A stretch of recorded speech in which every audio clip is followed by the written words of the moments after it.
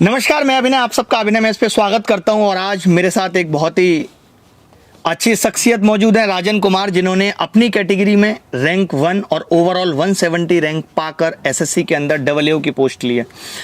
तो इनका बहुत दिनों से ही था, हमसे मिलने का प्लान चल रहा था, बट वो एग्जीक्यूट नहीं हो पाया। और अब रिजल्ट आया तो जब मुझे इनके बारे में पता चला कि ये मिलना चाहते हैं, और फिर हमने कहा कि इससे हम बच्चों के लिए और क्या प्रेरणा दे सकते हैं कि एक बच्चा जो समस्तीपुर के पास बिहार के एक छोटे से गांव से निकलकर दिल्ली ग्रेजुएशन करने आता है, बीए करता है, एमए करता है, 12th तक हिंदी मीडियम से पढ़ा है, और उसके बाद एसएससी जैसी जॉब में सेलेक्ट होना, और वो भी इतनी अच्छी रैंक के साथ, अपने आप में एक बहुत बड़ी बात है। तो राजन, आपका बहुत बहुत स्वागत है। पहले तो thank you so much for inviting me. Thank you so much. तो आप मुझे सबसे पहले यही बताओ कि जब आप गांव में थे तो गांव में इतना पढ़ाई का माहौल नहीं रहता। सबसे मैं यही क्वेश्चन पूछता हूं कि वो माहौल नहीं रहता, तो आपके अंदर ये इच्छा आना कि यार मैं दिल्ली जाके ग्रेजुएशन करूंगा। जैसे आपकी 10th कैसी हुई? 10th आपने किस बोर्ड से की, कितने मार्क्स थे? थोड़ा 10th और 12th तक की बात बताइए। 10th में तो हम बिहार बोर्ड से ही किया है मैंने। तो 10th में 75% मार्क्स आए थे, और फिर 12th में 56.8% मार्क्स आए। मतलब 10th में आप इतने अच्छे थे और फिर 12th में सेकंड डिवीजन पहुंच गए, तो पढ़ाई मतलब गिर रही थी, फिर अचानक से कैसे लगा कि नहीं मैं सरकारी नौकरी ले लूंगा या दिल्ली जाके पढ़ता हूँ? नहीं, एक्चुअली हुआ था कि 10th में ना अपने स्कूल में टॉपर थे, तो है ना वो खुशी है ना 12th में वो फिर उस हिसाब से पढ़ाई हो नहीं पाई, तो इसलिए थोड़ा सा कम रह गया। उसके बाद फिर जैसे ही कम हुआ तो फिर 12th के बाद पता चला कि अब क्या करना है, तो फिर JNU जैसे इंस्टीट्यूशन का नाम पता चला, तो फिर एंट्रेंस दिया और फिर JNU में आ गए, और फिर यहाँ पे ग्रेजुएशन और MA यहाँ से किया मैंने। अच्छा, तो ये हिंदी मीडियम से आपने पढ़ा 12th तक, उसके बाद फिर 10-12 तक हिंदी मीडियम से, और फिर ग्रेजुएशन में फिर JNU में इंग्लिश मीडियम। English medium. नहीं तो घर पे जैसे मम्मी पापा का क्या सपोर्ट था? मम्मी पापा ने आपको दिल्ली भेज दिया, मतलब उनको क्या लगता था कि भाई 12th में तो आपने बहुत अच्छे मार्क्स लाए नहीं है, तो आप क्या कह के दिल्ली आए थे? आप ग्रेजुएशन तो वहां से भी कर सकते थे, क्या सोच कर आए थे? नहीं, मेरे मम्मी पापा दोनों ही इलिटरेट हैं, तो फिर उनको ज़्यादा आइडिया है नहीं कि क्या है। तो 10th में हम स्कूल टॉपर थे, तो उनको हमेशा से भरोसा था कि हाँ कुछ अच्छा तो करेगा ही। तो अच्छा। उनको फिर मैंने बताया कि JNU है, मतलब इंडिया का टॉप इंस्टीट्यूशन है, तो फिर वो तो काफ़ी खुश हुए कि JNU में एडमिशन हो गया, तो मतलब बहुत बड़ी बात थी उन लोगों के लिए। तो फिर JNU आ गए। फिर JNU आने के बाद फिर पता चला कि अब सरकारी नौकरी चाहिए, तो फिर ऐसा। अच्छा, JNU तक आने तक ऐसा कोई आपका प्लान नहीं था कि सरकारी नौकरी लेनी है? बेसिकली आप दिल्ली ग्रेजुएशन के लिए आए थे? JNU मतलब बहुत बड़ा इंस्टीट्यूशन है, तो हम सोचे आके यहाँ फिर देखते हैं। फिर वो मैं देखता रहता हूँ न्यूज में, बहुत बड़ा है। तो JNU में आने के बाद फिर ऐसा लगा कि हमें मतलब असिस्टेंट प्रोफेसर बहुत अच्छी जॉब है, तो हम तो उसके लिए एस्पायर कर रहे थे। फिर लेकिन उसमें लगा कि सर काफ़ी टाइम कंज्यूमिंग, मतलब उतना टाइम हम जिस बैकग्राउंड से आते हैं उतना टाइम अफोर्ड नहीं कर सकते। तो फिर हमको लगा कि अगर कम समय में अगर नौकरी ले सकते हैं तो SSC हमको सही लगा प्लेटफॉर्म। उसके बाद फिर आगे देखेंगे, अभी ये ख़त्म नहीं हुआ है। तो कब आप आए थे दिल्ली? किस ईयर में आए थे दिल्ली? 2015 में आए थे। 15 में? और 15 में एडमिशन लिया, यानी कि 15 से 18 तक तो आपका लगभग ग्रेजुएशन ही हुआ है। तो ये फर्स्ट अटेम्प्ट था आपका CGL? हाँ, वो अपीयरिंग में ये भरे थे। मतलब फर्स्ट अटेम्प्ट में अपनी कैटेगरी में फर्स्ट ही रैंक, मतलब ये एक बहुत बड़ी बात है। तो इतनी प्रेरणा, इतना मोटिवेशन आपको कैसे मिला? मुझे आप कब से जाने, कब से देखना शुरू किया? सर ग्रेजुएशन के बाद हमें लगा कि अब है ना फुल टाइम प्रिपरेशन करनी चाहिए। तो जब फॉर्म भरे थे उसके बाद पता चला कि सिलेबस देखे क्या है उसका, फिर देखे कि मतलब सबसे अच्छा कौन मतलब टीचर है। तो उतने रिसोर्सेज थे नहीं कि ऑफलाइन कोचिंग को मतलब हम जा सकते थे, तो ऑनलाइन ही देखे। तो फिर आपका नाम पता चला, और फिर जैसे ही हम आपकी वीडियोस देखे अलजेब्रा, तो आपके तो उसी समय से मतलब from the very first day मतलब ऐसा मोटिवेशन ये था कि भाई मतलब अच्छी रैंक लाएंगे तो सर से मिलने का मौका मिलेगा, ये हमारा मोटिवेशन था। तो नहीं, अलजेब्रा से जिसने भी शुरू किया, तो खैर अलजेब्रा हमने अलग ही उसका कत्ल किया था उस टाइम पे जब मैंने शुरू किया था। मैं आपको बता देता हूँ कि ये जो एक बैच मैंने आप सबको भी दिया है, फ्री क्लासेस रखी थी, 88 डेज वीडियो कोर्स, वही कोर्स हमने अपने ऑफलाइन क्लास का भी वही कोर्स था, सेम ही वो वीडियो है, और वही सेम अभिनय मैथ्स ऐप पे था जो आपने पढ़ा है, मतलब सेम। तो आप जब पढ़ते थे हंसी मजाक बड़ी रहती थी, तो आपने एंजॉय करते हुए उन वीडियो को खत्म किया। हम तो वही सोच रहे थे कि मतलब अभी ऑनलाइन में इतना मजा आ रहा है, ऑफलाइन में कितना मजा आता है ना। तो मतलब हम तो लेकिन फिर ऑफलाइन आ नहीं पाए, मतलब नहीं, कई सारे बच्चों को ना जैसे ऐसे लगता है कि यार सर हंसी मजाक करते हैं, तो मतलब इससे ये कहीं गलत तो नहीं है, हमारी पढ़ाई नहीं हो रही। मतलब मुझे ऐसा, मैं खुद भी कहता हूँ, आप इस चीज पे क्या कहेंगे कि पढ़ाई को किस तरीके से करना चाहिए? कि बहुत सीरियस रह के जो मतलब पढ़ाने का स्टाइल है वो बेस्ट स्टाइल है, मतलब उसके मतलब कोई जोड़ ही नहीं है। मतलब आप जब पढ़ रहे होते हैं तो आपको हंसी मजाक भी चाहिए होता है, नहीं तो आप वो पूरा मोनोटोनस हो जाता है। वही मतलब आप जो बार बार है ना मजाक करते हैं, अच्छी अच्छी बातें बताते हैं और जीने के नए नए तरीके सिखाते हैं ना लोगों से, मतलब बात करने का तरीका, तो वो सब सर मतलब सिर्फ आप एक जस्ट एक टीचर नहीं हो सर, मतलब हम आप मतलब क्या ही बोले, आप बस जीने का तरीका सिखा रहे हो आप। आपके मैंने मैसेजेस देखे और मैं बड़ा मतलब इमोशनल भी हुआ और मुझे बहुत अच्छा भी लगा, आपने इतने प्यारे प्यारे मैसेज भेजे थे। मैंने सारे मैसेजेस आपके स्टार्टिंग से देखे। मैं भी बताऊंगा अभी बच्चों को, एक बार मेरा आईपैड देना कि सबसे पहले कौन सा मैसेज हमें आपका मिला था जब आपका सिलेक्शन भी नहीं हुआ था। अभी ये रिजल्ट तो अभी आया है, मेरा जो टैब था एक बार दिखाना। तो मतलब जैसे आप खुद बता रहे हो कि 12th तक आप हिंदी मीडियम में पढ़े और उसके बाद आपने बीए किया, तो मुझे एक चीज़ ये और इसमें लग रही है कि यार आप मतलब इंग्लिश को आपने किस तरीके से तैयार किया होगा और कैसे अपने आप को कंफर्टेबल आप फील करते थे। अच्छा, ये लड़कों का ही स्कूल है जेएनयू, मतलब यूनिवर्सिटी है, या लड़कियां भी हैं इसमें? सर जेएनयू ऐसा इंस्टीट्यूट है जिसमें 60% लड़कियां हैं। 60%? 60% लड़कियां हैं। अरे ये तो बहुत खुशी की बात है। भगवान पता नहीं हमें ऐसे स्कूलों से कॉलेजों से क्यों दूर रखा। तो मतलब एक बड़ा इन्फीरियरिटी टाइप की नहीं आती थी? जैसे मैंने भी हिंदी मीडियम से जब मैं कहीं पहली बार गया था इंग्लिश में, तो मेरे अंदर तो ऐसा आता था यार कि हम बोल नहीं पाते हैं सही तरीके से, कहीं सामने वाला हमें वो ना ले ले, कुछ बोलने से डरना। आप कैसे इस चीज़ को कर पाते थे कि भाई अब इंग्लिश मीडियम में आ गए अचानक से एक साथ? सर यही है ना जेएनयू की खासियत है। हम तो जब बिहार से जब हम जेएनयू आए थे तो उस समय तो हम हिंदी भी ठीक से नहीं बोल पाते थे, हिंदी भी मतलब बिहारी टोन में बोलते थे। हाँ, अभी तो आपने काफी सुधार, बट मुझे अच्छी लगती है टोन ये वाली ना, पढ़ाई करो बस पढ़ाई करो, गुणगान करो, मुझे अच्छा लगता है, बड़ा प्यारा लगता है। तो वो है ना, तो हम तो हिंदी भी जेएनयू आके सीखे हैं। मतलब जेएनयू के लोग बहुत इंक्लूसिव है, बहुत बहुत प्यारे हैं जेएनयू के लोग। मतलब आप जेएनयू के लोगों से मिलेंगे तो प्यार हो जाएगा जेएनयू के लोगों से, मतलब वहाँ के एनवायरनमेंट से। मतलब वो बहुत मोटिवेशनल है वो जो है ना। अच्छा। जेएनयू अपने आप में इंस्पिरेशनल है कि मतलब हर तरह के हर जगह से लोग आते हैं जेएनयू में और कोई इन्फीरियरिटी कुछ कहीं नहीं लगता। अच्छा, कुछ आपको ऐसा नहीं लगा? ऐसा कभी नहीं लगा सर, मतलब नॉट अ सिंगल डे। मतलब नहीं, जैसे मैं एक चीज क्या कर रहा था, जैसे मुझे जो लगता है कि भाई दिल्ली में जो भी लोग बीए या एमए करने आते हैं या जो करते हैं, तो वो यूपीएससी की तरफ ज्यादा अट्रैक्ट होते हैं। ये हमने नोटिस किया है कि भाई यूपीएससी की तैयारी, तो आप जैसे, क्योंकि एक तो दूसरी पहली वजह तो ये होती है कि भाई जो बीए कर रहा है उसकी गणित पे उतनी मजबूत पकड़ नहीं होती, तो एक बहाना होता है कि मैं एसएससी नहीं करता, छोटी जॉब है। वो बेसिकली बात होती है गणित पे पकड़। तो जब पहली बार आपने शुरू किया होगा तो आपको भी लगा होगा यार कि मैथ्स बहुत स्ट्रॉन्ग करना होगा, इंग्लिश की तैयारी मायने रखेगी, मैं हिंदी मीडियम से पढ़ा हूँ। तो ये सब बातें कैसे सोच के आपने एसएससी को गोल बनाया और डिसाइड किया? सर जब 10th में थे तो मेरे मैथ्स में ना 95 मार्क्स आए थे। तो मुझे इतना था कि मैथ्स मतलब मुझे आता तो है, मतलब कोई भी कॉन्सेप्ट है हम समझ तो जाएंगे, वो है कि अभी प्रैक्टिस नहीं है इसलिए थोड़ा सा अभी वीक हो गया है। बस एक सही दिशा दिखाने वाले की जरूरत है और भगवान मतलब उसी समय आपका द्वार दिखा दिए कि हाँ ये है, इनके अंदर जाओ। और अच्छा, फिर आपने तैयारी की। तो मैथ्स में कितने मार्क्स आए आपके? सर मैथ्स में टियर 1 में तो कम रह गए थे। टियर 2 में? टियर 2 में 138 मार्क्स थे मैथ्स में। अच्छा, 138। वो ये तो इसमें तो रॉ और वैसा भी स्कोर होगा ना फिर? उस समय वो नॉर्मलाइज हुआ नहीं था, मतलब नॉर्मलाइज में एक भी मार्क्स नहीं बढ़े थे, 138 अच्छा, उतने ही रहे। अच्छा, ठीक है। इंग्लिश में 171 मार्क्स आए थे। 171। अच्छा, इंग्लिश की तैयारी आपने खुद से की, सेल्फ स्टडी? मैंने मतलब सारी तैयारी मैंने खुद से की, बस आपके वीडियोस अच्छा, वो देखते रहे। 88 डेज वाला? 88 डेज वाला। और वो 88 डेज तो मेंस के लिए पढ़े थे, बाकी तो आपके जो फ्री कोर्सेज जो मतलब ऑलरेडी जो है, जो अच्छा, YouTube पे व्हाइट बोर्ड पे जो आप पढ़ा रहे हैं, मतलब रात के 3-3 बजे लाइव आके, तो हम तो वो सब भी देखे हैं। अच्छा, शुरुआत से आपने मतलब तैयारी की? तब से हैं जब आप मतलब जब बहुत कम फॉलोअर हुआ करते थे, जब हम खुद अपनी जर्नी स्टार्ट कर रहे थे, जब 2 लाख 3 लाख फॉलोअर थे, तब से हम मतलब आपको हम देख रहे हैं। अच्छा। तो अभी तो आपकी, जैसे मैं देख पा रहा हूँ, अभी कितनी एज है आपकी? इतनी कम एज में आपने किया है? अभी 26 एज है हमारी। 26। अच्छा, मतलब आप उम्र आपकी ज्यादा लगती नहीं है। मुझे लगता है आपकी उम्र में वो दिन जुड़े नहीं जो आपने उसके बिना गुजारे हैं। तो अभी मम्मी पापा को कैसा लग रहा है? जैसे आपने बताया कि सिलेक्शन हो गया है, तो उनको किस तरीके की फीलिंग आ रही है? वो क्या कह रहे हैं अब आपको आगे के? अब आपके प्लान क्या है कि आप यूपीएससी की तैयारी करेंगे या?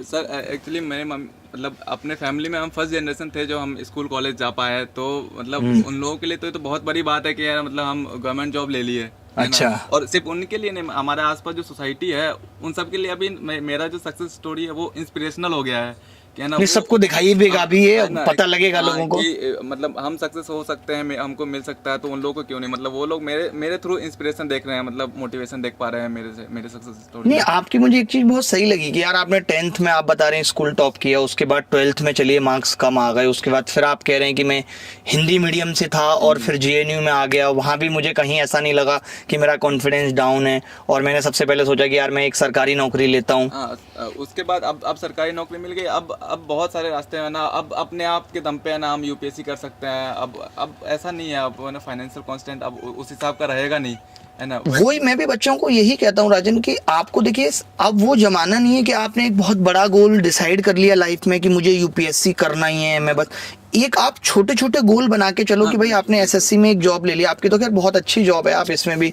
5400 ग्रेड पे चले जाओगे तो बहुत अच्छी जॉब है। अच्छा, और जैसे आपकी पढ़ाई का क्या रहता था, जैसे आपने बीए किया, एमए किया, यानी कि मैं ये कह सकता हूँ कि आप अपने एकेडमिक जो भी पढ़ाई होती है उनके साथ साथ आपने तैयारी की है, तो कैसे आप इस वक्त को मैनेज कर पाते थे? सोशल मीडिया भी इतना ज़्यादा हावी है और जेएनयू तो खैर अलग से ही मीडिया का पार्ट रहा है, तो आप किस तरीके से इन सब चीज़ों को मैनेज करते थे? एक्चुअली सर बात यह है कि बीए तक तो हम तो अपना पर्सन ही मतलब फुल टाइम किए, वो पूरे शिद्दत के साथ, तो है ना, उसके बाद फिर इसमें आया तो इसमें पूरे शिद्दत के साथ प्रिपरेशन किया, और फिर मतलब जब बीए में अच्छे से पढ़ लिए थे तो एमए में उतनी मेहनत करने की जरूरत नहीं पड़ी, वो है ना चल गया ना, खिंच गया कैसे कैसे। अच्छा अच्छा। और अभी बाकी सोशल मीडिया क्या है सर, आप हमको अपना वो पता था टारगेट कि हमको भाई नौकरी लेनी है, तो हमें सोशल मीडिया से कुछ होना जाना है नहीं, मतलब अच्छा। हम मतलब अकाउंट मेरे सब पे हैं लेकिन खोल के नहीं देख पाते थे हम। अच्छा, ना, अच्छा। क्योंकि मतलब आपने बहुत टाइम नहीं दिया कि भाई दोस्तों के साथ घूमने निकल गए, टाइम क्यों वैल्यू किया है। हाँ, बिल्कुल, और जो भी देखिए कोई भी चाहे कि छोटी सफलता पाता है, बड़ी सफलता पाता है, हर एक इंसान जो लाइफ में सफल हुआ है, सफलता के मायने ही वही है कि भाई हम जो सोचते थे, हम जैसा सोचते थे वैसा हो जाए।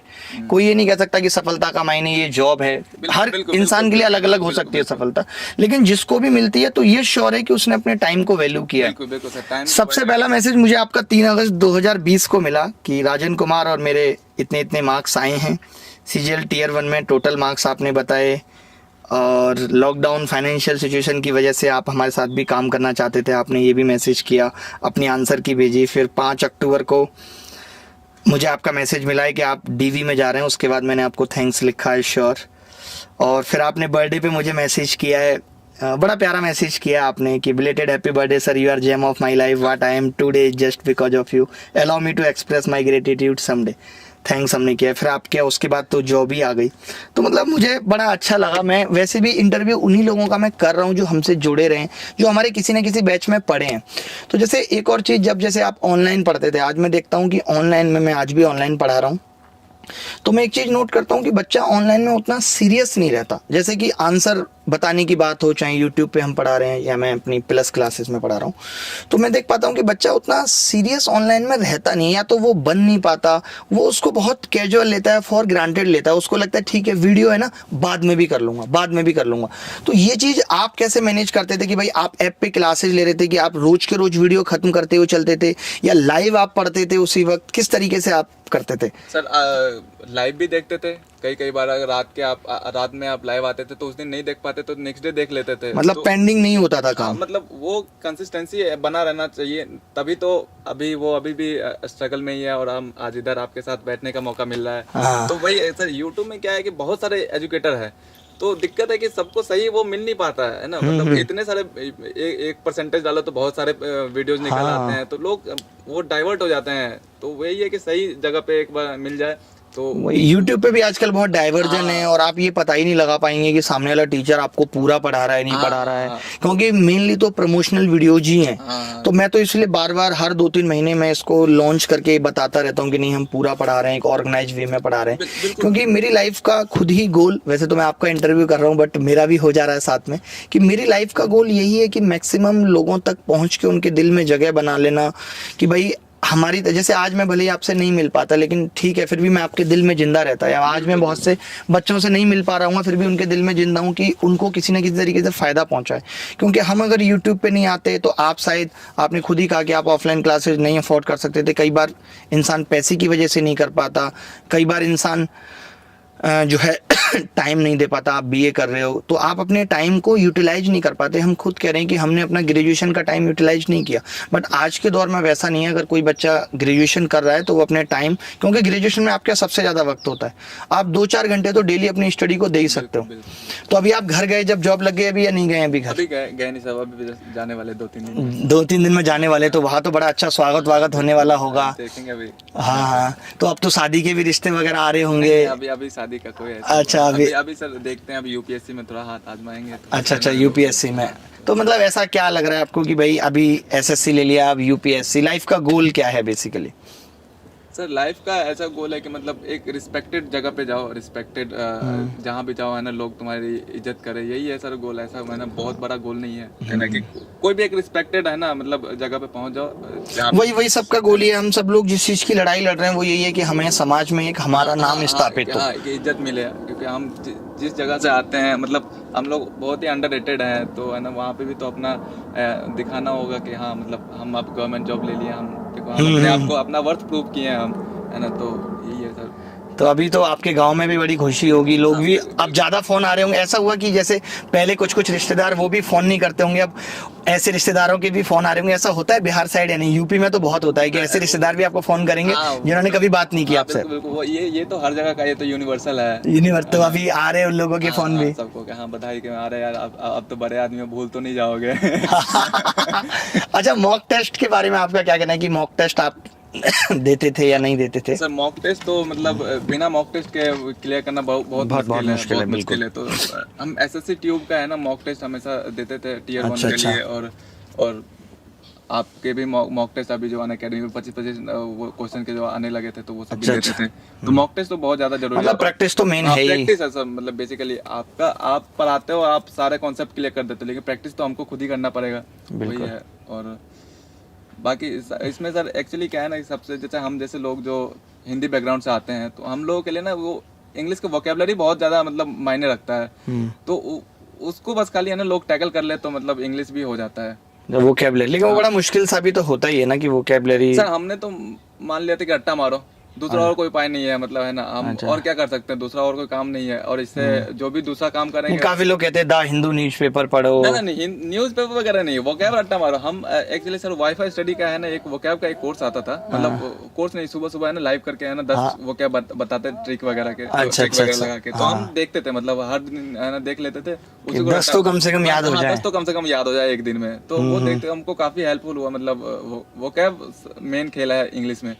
अच्छा, कभी ऐसा लगा मतलब कि यार सिलेक्शन हो पाएगा नहीं हो पाएगा? जिस हिसाब से एसएससी में बहुत सारी समस्याएं थी, तो उस दौरान या रिजल्ट से पहले या एग्जाम से पहले, एग्जाम देने के बाद कभी ऐसा लगा यार कि हो पाएगा नहीं हो पाएगा? इस तरीके के कुछ थॉट्स आते थे दिमाग में, उनको किस तरीके से आपने हैंडल किया? सर अगर आप सही देखें तो ये जो अनसर्टेनिटी है, यही इस जर्नी का ब्यूटी है ना, कि आपको पता नहीं होता है कि होगा नहीं होगा। बिल्कुल सही। नहीं, लाइफ तो पूरी लाइफ ही सस्पेंस है। हाँ, अगर वो सस्पेंस नहीं रहेगा तो जीने का मजा ही खत्म हो जाएगा। तो कई बार लगता था कि अरे नहीं हो पा रहा हमसे, तो आप 1-2 दिन का ब्रेक ले लो, दोस्तों के साथ घूमो फिरो, और उसके बाद फिर से वापस आना उसी मोटिवेशन के साथ लग जाओ। जब भी ऐसा लगे, जैसे क्या होता है ना, मतलब जैसे कई बार मॉक टेस्ट में कम नंबर आते थे, तो उस समय थोड़ा सा डिप्रेस हो जाते थे, अरे कैसा हो रहा है क्या हो रहा है। लेकिन फिर उसी समय एक सर फ्रेज है, मतलब हम हमेशा रट्टा मारते थे कि I might lose the battle but I will win the war.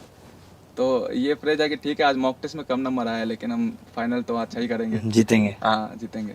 नहीं, बिल्कुल बहुत अच्छे। अच्छा, नोट्स बना के आपने पढ़ाई की या सिर्फ दिमाग में ही रहती थी चीजें, जैसे हम फोकस करते हैं? बिना नोट्स के कैसे काम चलेगा? आप मतलब सारे नोट्स, क्योंकि आप जब एग्जाम के 1 महीना जब बचते हैं तो आप बस नोट्स रट्टा मारते हैं, यही बिल्कुल। तो नोट्स तो बनाना ही पड़ेंगे, मतलब एक बार तो नोट्स बनाना ही पड़ेगा। ये मैं भी बच्चों को यही कहता हूँ कि एक बार आप नोट्स बना लोगे, क्योंकि जैसे आप देखते होंगे एग्जाम के टाइम पे दिमाग में बहुत आता है यार मैं सब कुछ भूल रहा हूँ, लेकिन वहीं आपके जब नोट्स बने रहते हैं और आप फटाफट से रिवाइज कर लेते हैं तो ये चीज आपकी निकल जाती है दिमाग में।